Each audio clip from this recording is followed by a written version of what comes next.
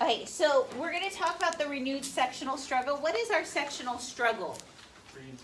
Free and slave states maintaining a balance, and as we move west, does this sectional struggle become real? Yes. Okay, trying to maintain that balance.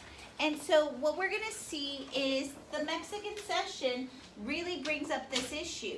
But we're going to see that peace will be negotiated. We will try to drive Santa Anna to get this negotiation done, but fighting will still continue. And then we will send Trist in to sign the Treaty of Guadalupe Hidalgo, which basically ends the war, gives us claims to Texas. We paid $15 million for this whole area all the way up to California. And so now we get title to Texas, is what I was just saying. We gain everything to the southwest, including California, which we've heard rumors, what is in California? Gold. We pay, and we assume claims that are owed to the Americans there. But now, this brings in haste, right? That people start freaking out. If we're going to let in all these southern states, what could they possibly be? Slave. And so the Whigs try to get something through the Senate called the Wilmot Proviso that would do what to slavery in the Mexican cession? Abolish it. Does it pass? No. So here's everything else that we all had just seen in the video. But here's Wilmot, again, that guy. He says that there would be no slavery. Is this going to get the South upset? Because this would tip the balance against them. And we're going to see that this amendment will be killed in the Senate. It's going to be supported by many northern abolitionists, but this is going to lead to siege mentality. I've gone over this stuff, right? What is siege mentality? Everybody's out to get you. Okay, so now we're going to go back to our study guide. Question number 1. It said, who did the Democrats nominate? They nominate General Lewis Cass as the Democrat. And right now, is slavery a hot topic? If he were to say he's for slavery, what area of America is he going to lose? The North. If he were to say he's against slavery, what area would he lose? Okay, so basically, on question 1, it asked what was his stance on slavery.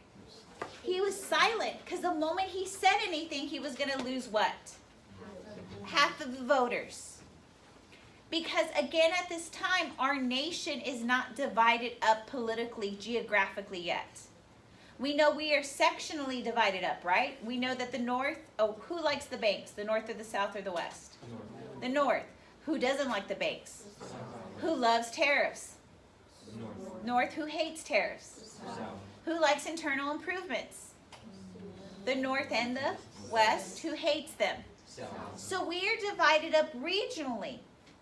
But we are not divided up political party-wise. So the moment he says anything on slavery, he would ostracize himself votes. So our question says, is what does Cost really defend? And he defends on question 2 this idea of popular sovereignty. Popular sovereignty means that let the people decide.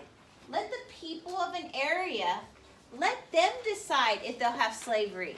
Is he dodging the issue here? Yes. But this is giving, do people like to have control over things? And this is what's going to make him popular. And we're going to see, so do y'all get what popular sovereignty is on question 2? We're going to see Zachary Taylor is the Whig hero, and usually generals, do a lot of people like generals? Yes. And so we're going to see, they can't choose Clay, because y'all know Clay back in the time. What bad deal did Clay make? Corrupt bargain. Is anybody going to elect him? No. And we're going to see the Whigs will use him because he's popular. But do you think they could bring up the Wilmot Proviso? No, because who would that ostracize from their area? The South.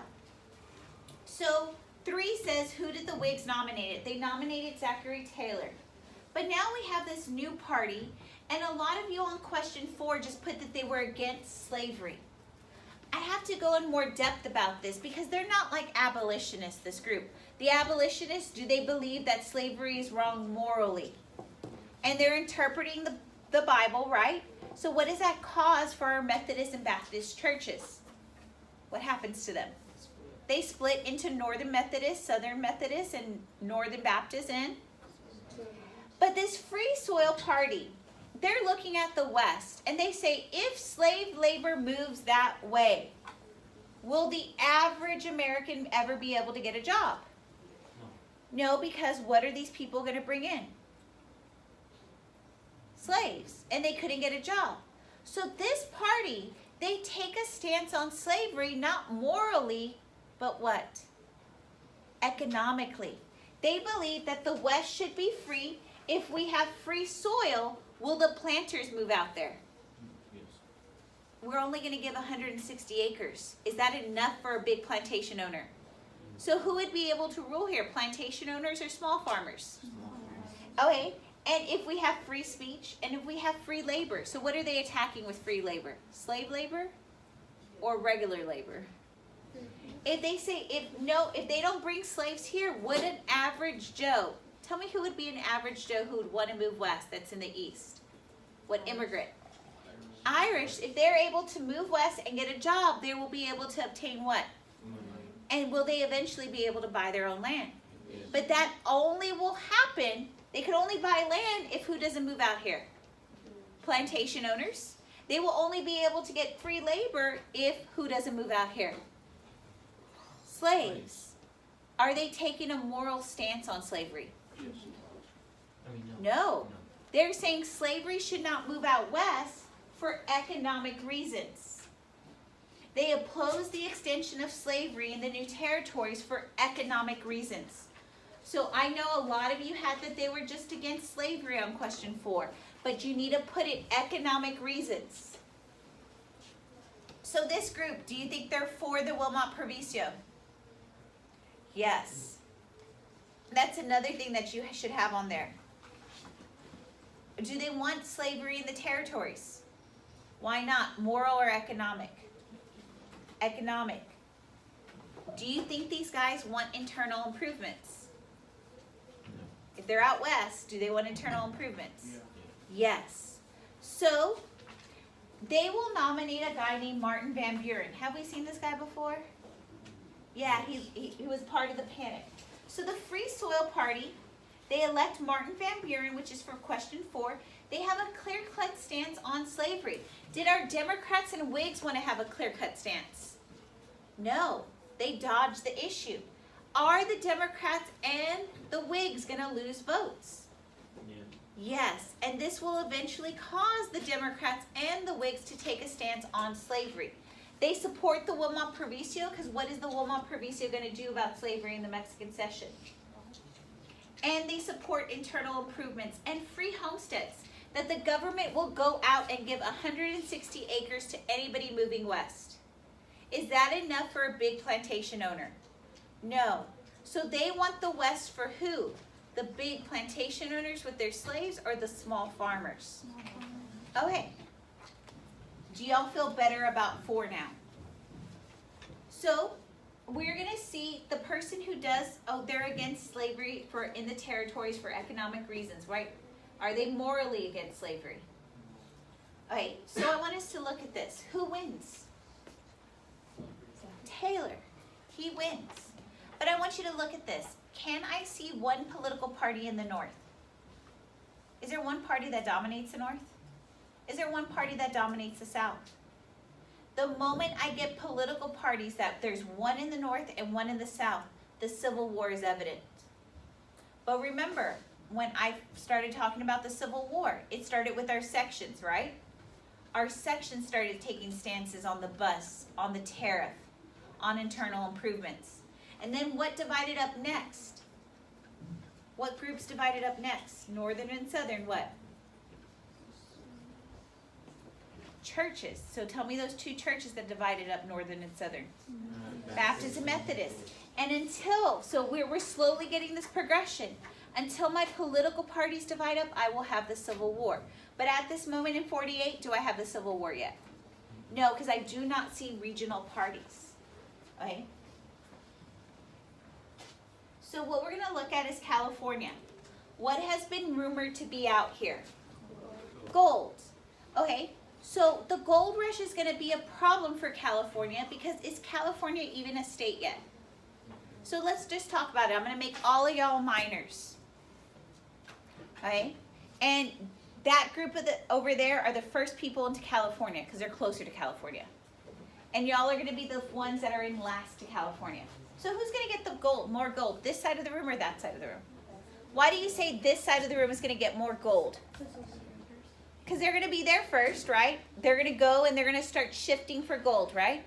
There's a lot of people who move west. So y'all probably know of a guy named Levi Strauss. He moves west to provide clothing. Y'all probably know of another guy named Wells Fargo.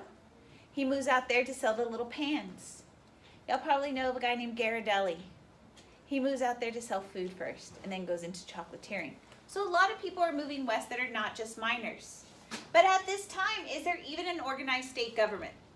So is there even a police force? No. So this group moves out there and they're richer than this group over here. So Aston and Braden get very upset because can they get a lot of gold? Okay, is there any government there? Is there any police force? Is there any sheriffs? And so is there any banks for y'all to put your money away safely? So what's happening to y'all's money? How are y'all making sure it's safe? Taking it out, Huh? withdrawing.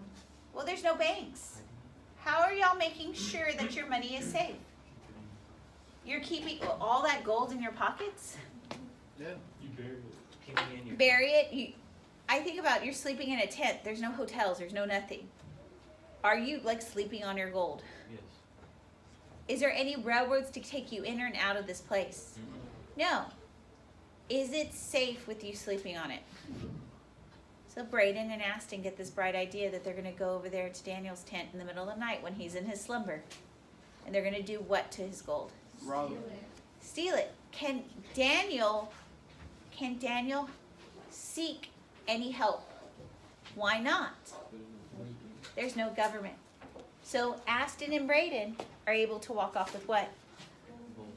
But Danny sees him. He says, I know who took it. What is Daniel going to do? Vigilante justice of what we know in the West. He's going to go find him. He's going to go shoot him. He's going to have a duel. Doesn't this bring up the ideas of what we have in the West? Okay, so is it going to get lawless there? Yes. That is our problem on question 6. Why was the gold rush a problem for the California territorial government? Thousands of people rushed in, and we're going to see these lawless men are going to start doing what with the gold? Stealing it.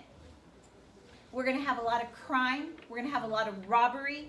We're going to have a lot of claim jumping. Miners stealing gold from each other. But why is gold so important? Why would the U.S. be so concerned with people like Braden and Aston stealing gold from people from like Daniel? They need this gold to go back into where? The banks, because when it goes into the bank, what could the bank do with that gold now? Turn it into what? Paper money. So are we concerned with the chaos going on in California? Yes. So does it need to be organized? What do we need to bring in? A government, so the government could establish a police force, so we could prevent what from happening? Theft, robbery, crime. So do y'all get 6 better? Alright, so how many people do we need to have in us to bring in a state? 60,000. Is there a lot of people here at this time? No. So, do y'all realize how big California is today when we put it on the reason why they had to make California so big is because they had to be able to get a landmass where there was how many people in. 60,000. That's why California is so big. So now, the issue is, can they carve in California to be 2 states? No, so that means what's going to happen to the balance when we omit California, and it's so big, just so we could get the 60,000 requirement. Uneven balance. An uneven balance. Okay, so we have the gold rush. This is why we get the 49ers. Okay, so we're going to see the government is unprepared for who? The lawlessness in California. And they're going to try to bring in California as a free state so we can establish a government. Who's going to be upset about this? The South. Because what is it going to do to our balance? Tip it. So do you think the South wants California to come in free? And if we look at geographically at California, would California be suitable for slavery? A good portion of it, right? It's a fertile river valley. There's a lot of farming there. And so, does the South want California to come in? So, do y'all get 7? Why would the admission of California is going to cause problems? Because it would exclude what? Slavery, which would do what to the balance? Tip the balance in favor of who? The North. And the South fears if the balance is tipped in the North's favor in the Senate, what could the North do possibly? Abolish slavery. So the U.S. is anxious to bring in California. Why? Is it to abolish slavery? What is it that California has that we need to bring in our money supply? Gold. So there's a lot of sectional problems at this time.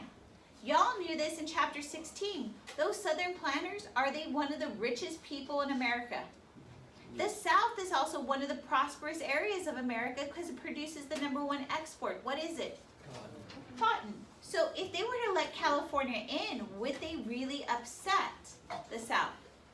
But many people feel that this is okay at this time because the South has a president, the South also has control of the cabinet, and they have a majority in the Supreme Court. They would just lose having control of the legislative branch. Right now, we have a balance in the Senate of 15-15. If California comes in, it tips the balance in favor of who? The North. There's other problems. What to do with California? If California comes in free, would Utah and New Mexico come in free?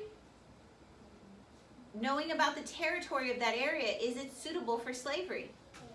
So we let that in, so now we have 16 free with California. Utah becomes 17, New Mexico comes 18, and how does the South feel? Bad. What is that word that I told you? Siege mentality. So do you think the South is going to be okay with letting California in? Okay, we have some other issues. First off, what happens to Texas and New Mexico? Because remember when I originally showed Texas, Texas had a lot more land, and there's going to be a dispute between these states. Also, there's other problems at this time. Many people are coming into the capital at DC, and they're seeing the open slave trade. What have most nations from chapter 16, what we learned, what have most nations done with slavery? Abolished it. And dignitaries are coming in from Europe, and they're seeing the open sale of slaves. Does that suit well with them? No. There's only one other nation besides the U.S. that still has slavery. What is it? Brazil. And so many Northerners are saying that we should just abolish the sale of slaves in D.C. We also have another problem. There's 2 extreme groups. We already know our abolitionists, right? These are people saying what should happen with slavery. And our opposing group is the fire eaters. So what do you think they believe? If this one says we should abolish, what do you think the versus group? Promote. These are people from the South that are die-hard slavery fanatics, saying that slavery promotes our economy. Are we getting divisions now? The other thing is many Southerners are really upset that there are slaves that are running away. And y'all probably know this woman right here is Harriet Tubman. What do we know she's a conductor on? Did most people really escape to the North on the Underground Railroad?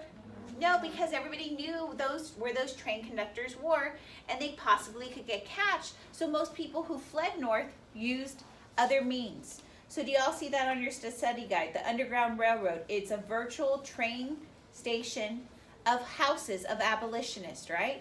That are trying to get slaves to the north to be free. So that was question 9. How much was a slave worth? We've talked about this in chapter 16. A price of a car, right? It was $1,000 back then. That's about $40,000 today. It's a lot of money.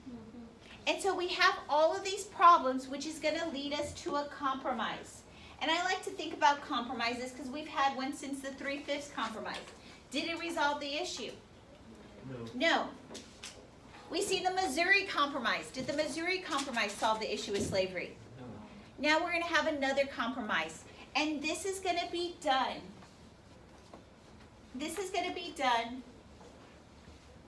by some guys you probably know, but they've grown old. Clay, Calhoun, and Webster. This is their last compromise before they die in 52. Do y'all remember them? Warhawks. They compromises with the tariff. They're going to come up with the 1850 compromise. And I'm going to write it up here. And I'm going to write, because I know it's question 11 on your study guide. Some of y'all did not look for the chart 18.1 in your map on your book. I'm going to write 3 sections out. I'm going to write the North, the South, and Texas. Right? California comes in as a free state. Who does that benefit? North, South, or Texas? Right? So that's my first one.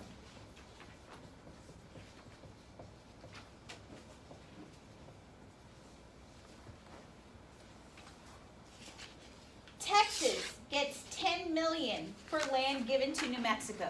Who does that go under? Texas. Okay, so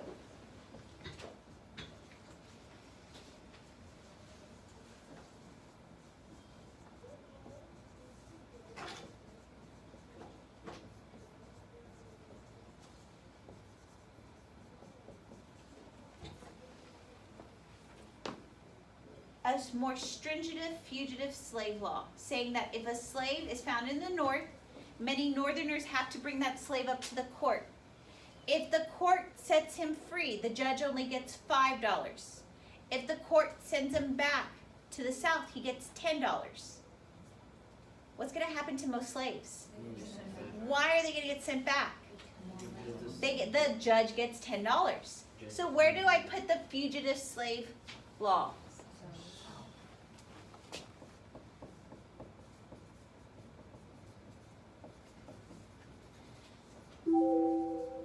Ban the slave trade in D.C. North.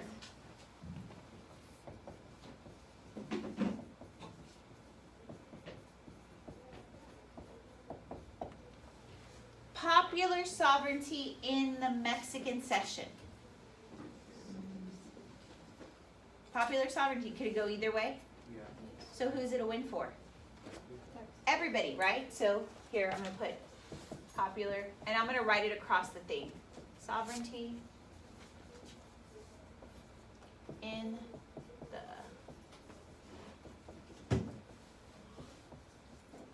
So do y'all got 11 now? And I divided it up. Who looks like they got the better end of the deal? Why do you say the North got the better end of the deal? They have 3 terms, right? Most of those places, Utah, New Mexico, Arizona, Nevada, are going to go what? Free. And that would tip the balance to the North. But why is the South so happy with this? Get returned. So they at least got one thing, right? And maybe possibly popular sovereignty. Okay, so do y'all feel better about 11? Let's look at 12. 12 on our study guide says who got the better end of the deal.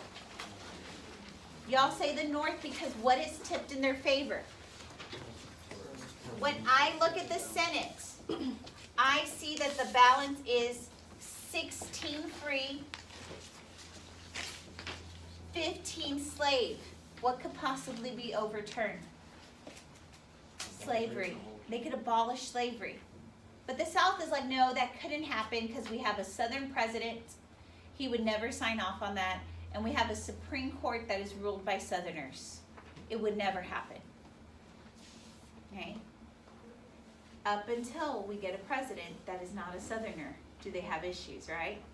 All the way up till 1860, it had been a Southern president. And then when Lincoln comes in, is he a Southerner? So do they feel the tip of the balance against them now? Yes. By 1860. And that's why it's important to know if it's Southerner or Northerner. But we're going to see Clay, Calhoun, and Webster. This is their last compromise. Most people are going to buy in because every side is getting something. But Calhoun realizes this could be really bad really fast, right? What happens when we don't get a Southern president? What could possibly happen to slavery? It could be abolished. So Calhoun comes up with an idea, let's leave slavery alone, let's return the runaway slaves, and just elect 2 presidents, a northern one and a southern one. So what couldn't they do? Abolish what? Slavery. Do you think this is even going to be feasible? No. But does the South look desperate? Yes. Okay. So both sides are going to keep on arguing. Webster's going to say we need to give reasonable concessions to the South because does it look like it's tipped against them? Yes. And we're going to see Webster says geography will determine where slavery goes. Isn't that true? New Mexico, Utah, is slavery going to be viable there? No. No. So Webster really hits it on the dot. He's going to give a big old speech that we need to come back together. Okay, we get this compromise, but we go into another era of good feelings. Haven't we seen an era of good feelings before? Yes. Was it really a good era? No. I told you it was a misnomer, right? Because yes, there was only one party, but did we see sectionalism? Yes. Because who liked the tariff? North. Who hated the tariff? South. Who liked the bus? Who hated the bus? Who liked internal improvements? North and? West. Who hated the internal improvements? South. And that sectionalism is going to be seen again in this second era of good feelings. We see this compromise. Did it really address the issue of slavery? It's like when you clean your room and your parents tell you to clean it up and you put everything under your bed and everything in your closet. You're like, it's clean, but did you really clean it? No. No. And this is what this issue is. Some of you are like, yes. And then it rears its ugly head later. But looking at this, did this resolve the issue of slavery? It's only going to temporarily fix it. But when he comes back to address it, has the problem gotten bigger? Yes. And so we're going to see the South got their, the South got their fugitive slave law. But we have to talk about the terms. You want me to go back through the terms for number 13? That everybody in the North, they had to do what with the slaves? Take them to the court. So that's the first one. What's the second thing? The judge. How much is he going to get if he sets them free? $5. How much does he get if he sends them back? $10. Okay, the last thing. Can the slave openly in court say, I am a free person? Can he testify on his own behalf? No. So does this favor the South? Yes. Because a lot more slaves are going to be returned. But we're Northerners. We have to send back those slaves. We have to take them into the court. How many of you want to be going around every time you see someone who's potentially African American and have to take them to the court? Any of you want to do that? No. How many of us don't want to do that? So we're going to adhere to this thing called the personal liberty law. That we refuse to do that. We refuse to follow a federal law. What is that called? Starts with an N. Oh my gosh, the Northerners are going to pick up nullification, and it was a Southern idea, right? And they're going to say, we're not going to follow this fugitive slave law. We're going to pass personal liberty laws that we refuse every time we see a slave or someone we think is a slave to take them up to the court. We refuse to do that. So now let's go back to the compromise. Is this even there? Who won in the compromise of 1850 now? The North. And is the South upset about the personal liberty laws? Yes. They're feeling everybody's out there to attack them. What is that called? Siege mentality. The other thing, the North got the better end of the deal. They got California to balance in their favor. They got the banning of the slave trade. And they also got popular sovereignty. And are most of those states in the Mexican cession going to be free or slave? Free. Free. And so now the North has 11 years to prepare for the Civil War. They're going to build more. They don't think the Civil War is going to happen, but do we have the inklings that stuff's going to get real crazy really soon? Yes. And so they're going to build more railroads. They're going to build more factories. Is the South going to do that? No, because they're going to believe that the cotton is fine. The North would never take out a war on them because is the North dependent on the South? For what? Why is the North dependent on the South? They have the mills that depend on the cotton, right? So everybody's benefiting for slavery. Okay, so we're going to see, but they have 11 more years to convince moderates to fight. The Civil War, if it broke out in 1850, it probably wouldn't have. But once we start getting those moderates to start seeing slavery as a sin, slavery as a problem, will it happen? Okay, so now it's our 1852 election. This is number 15. Who did the Democrats nominate? Franklin Pierce. And his Democratic platform is he endorsed the Compromise of 1850. Who did the Whigs nominate? Winfield Scott. He said the Compromise is good of 1850. Is everybody looking at the forward view of this? They just think it's good at this moment. And our last guy, John Hale, he's a free soiler. Does he like slavery or not like slavery? Why? Moral or economic? Economic. So, okay, the questions come up, why do they have their hands in the reason why they have their hands in their coat is because the hand is the hardest thing to draw. So all of the time, all the way up to like about 1900, we'll see most people have their hands put away because they're really hard to draw. Right? So here is their stance. Pierce is a northerner. He's going to support the Compromise. Whig supports the Compromise, Scott, but he really doesn't like slavery, and Hale's going to be against it. Okay, so looking at this, who wins the election? Pierce. Do we have a northern party? Do I have a southern party? Not yet. They're all united with Pierce, right? But there's no one party dominating in one area, one party dominating in another. Okay. So what happened to the Whig Party after this? The Whig Party is going to die, and it's going to be absorbed in a new party.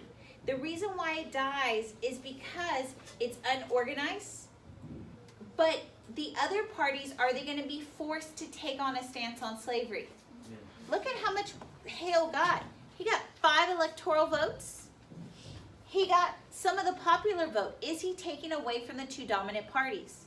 This is why the Whig Party dies. A third party will always die a very quick death because it forces these 2 parties to take on that issue. Okay. I'm going to get here next time. But let me just explain why we're going to Latin America. In the Mexican cession, is it feasible to have slavery there? No. So they need to look for somewhere else for the 16th slave state. So we're going to take applications really soon. I'm going to come here and finish this up tomorrow. Y'all